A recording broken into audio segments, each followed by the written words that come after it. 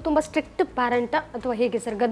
ಹೆದರ್ತಿದ್ರಾ ಇವರು ಧರ್ಮ ಸರ್ ನೀವು? ಇಲ್ಲ, ನಾವು ಗದರೋದು ಹೆದರೋದು ಅಂತಲೂ ನನ್ನ ಮಕ್ಕಳಿಗೆ ಯಾವತ್ತೂ ಕರೆದಿಲ್ಲ, ಜೋರಾಗಿ ಮಾಡಿ. ಬಟ್ ವಾಲಂಟ್ರಿಯಾಗಿ ಅವ್ರಿಗೆ ಗೊತ್ತು ನಮ್ಮಪ್ಪ ಡಿಸಿಪ್ಲಿನ್ ಮನುಷ್ಯ, ನಾವು ಇದು ಮಾಡಿದ್ರೆ ಅವತ್ತಿಗೆ ಮನ್ಸಿಗೆ ನೋವಾಗ್ಬೋದು, ಇದಾಗ್ಬೋದು ಅಂತ ಹೇಳಿದ್ರು.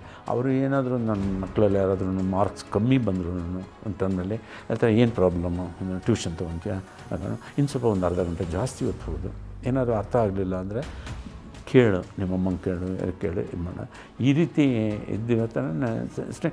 ಏನಾದರೂ ಅವರಿಂದ ಇದಾದರೆ, ಇವಾಗ ನಾವು ಫಾರ್ ಎಕ್ಸಾಂಪಲ್ ನಾವು ಕಾರಲ್ಲಿ ಹೋಗ್ಬೇಕಾದ್ರೆ ಯಾರೋ ಅಡ್ಡ ಬಂದರು ಅಂತ ಹೇಳಿ ನಮ್ಮ ಮಗ ಸ್ವಲ್ಪ ಇರಿಟೇಟ್ ಆಗ್ತಾನೆ, ಅದೇನೋ ಕೈ ತೋರಿಸೋದನ್ನು ಹಂಗೆ ಮಾಡಬೇಡಪ್ಪ, ಅದು ಒಳ್ಳೆಯದಲ್ಲ. ಯಾಕಂದರೆ ಅವ್ರ ತಾಯಿ ಹಾಸ್ಪಿಟ್ಲಲ್ಲಿ ಇರ್ಬೋದು, ಅದಕ್ಕೆ ಅವನು ಅರ್ಜೆಂಟಾಗಿ ಹೋಗ್ತಿರ್ಬೋದು, ಇಲ್ಲ ಅವನಿಗೆ ಕೆಲಸಕ್ಕೆ ಲೇಟ್ ಆಗ್ತಿರ್ಬೋದು, ಅದಕ್ಕೆ ಅರ್ಜೆಂಟಾಗಿದೆ, ಇಲ್ಲ ಅವನು ಹುಟ್ಟಿನಿಂದನೇ ಈ ರೀತಿ ಇರ್ಬೋದು, ಅವನ ಗುಣನೇ ಆ ರೀತಿ ಇರ್ಬೋದು. ಅವನು ಶಾರ್ಟ್ ಟೆಂಪರಾಗಿ ನೀನು ನೋಡಿ ಏನೋ ಕೈ ತೋರಿಸ್ತೆ ಅಂತ ಬಂದು ಕಲ್ಲು ಹೋಗಿಲ್ಲ ತೊಗೊಂಡು ಹೊಡೆದ್ರೆ 40,000 ರೂಪಾಯಿ ಗಾಜಿಗೆ ರಿಪೇರಿಗೆ ಬರ್ತದೆ. ಆಮೇಲೆ ಏನು ಬೇಕಾದ್ರೆ ಆಗ್ಬೋದು, ಆ ಕಲ್ಲು ಬಂದು ನಿನ್ನ ಮುಖಕ್ಕೆ ಬೀಳ್ಬೋದು, ಇನ್ಯಾರ್ದು ಮುಖಕ್ಕೆ ಬೀಳ್ಬೋದು.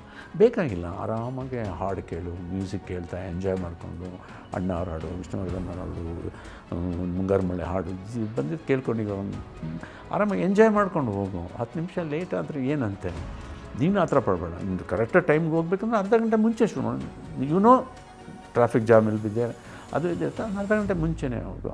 ಅದನ್ನೆಲ್ಲ ದೇವಿಲ್ಲ ಇದು. ಆಮೇಲೆ ಇನ್ನೆಲ್ಲ ಒಂದು ಸ್ವಲ್ಪ ದೂರ ಟ್ರಾಫಿಕ್ ಇದ್ದರೆ ತಲೆ ಚೆಚ್ಕೊಳ್ಳೋದು. ಯಾಕೆ ತಲೆ ಚೆಚ್ಕೊತೀಯ? ನಮ್ಮಿಂದನೇ ತಾನೇ ಆಗಿರೋದು ಟ್ರಾಫಿಕ್ಕು.